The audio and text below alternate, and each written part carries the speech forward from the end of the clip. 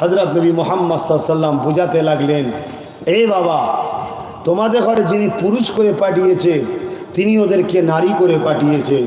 নারীদেরকে এইভাবে মেরে দিও না, তাদেরকে বাঁচতে দাও।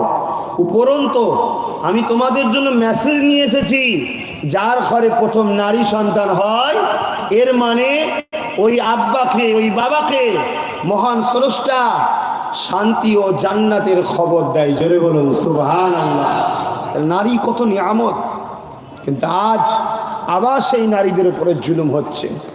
আজ আমরা অনেক বাপ আছি, পেটে যদি নারী সন্তান থাকে হসপিটালে গিয়ে আল্ট্রাসোনোগ্রাফি করে ওই বাচ্চাকে হত্যা করছি। সে পেটের মধ্যে চিৎকার দিচ্ছে, বাবা, আব্বা, আমাকে বাঁচতে দাও, আমি দুনিয়া দেখতে চাই, আমি কি অপরাধ করেছি? আমি তো নারী, আমি তো মায়ের জাত, তোমারও তো মা ছিল, তাকে তো হত্যা করোনি তো তুমি দুনিয়া দেখতে পেতে না।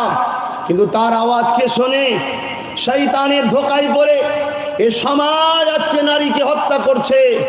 অথচ আল্লাহ রসুল বললেন, ইনি হলেন সেই মুহাম্মদ, তিনি এসে বলেছিলেন যার ঘরে পরপর তিনটে নারী হবে, ওই বাপ যদি তিনটে নারীকে বোঝা না মনে করে ওই তিন নারীকে উত্তম শিক্ষা দিয়ে বিবাহ দিয়ে দিতে পারে, দায়িত্ব স্বামীর হয়ে যায় বিবাহের পরে ওই তিন নারীর বাবা। আর আমি রাসূলুল্লাহ আল্লাহর জান্নাতে এইভাবে আগুন দেখিয়েছিল, পাশাপাশি থাকবো। জোরে বলুন সুবহানাল্লাহ। মুসলমানের ঘরে জন্ম নিলেই জান্নাত যাওয়া যায় না, রসুলকে অনুসরণ করলে জান্নাত যাওয়া যায়। মুসলমানের ঘরের ছেলে হয়ে যদি আজ আমরা নিজেদের নারীদেরও জুলুম করি, আরে এরকম মুসলমান কখনো জান্নাত পাবে না। আজ সেই নারীর উপর অত্যাচার পুরো দেশ জুড়ে, পুরো পৃথিবী জুড়ে। আমি যদি আমার দেশের কথাই বলি, কাশ্মীর থেকে, ইউপি থেকে, বিহার থেকে, আমার বাংলাও নিরাপদ নয় নারীরা। আমার বাংলাতেও চলছে অহরহ নারীদের উপরে নির্যাতন। আজ বাংলায়, ভারতে কোটি কোটি যুবক তোমরা থাকার পরও তোমাদের বোনরা নিরাপদ নয়।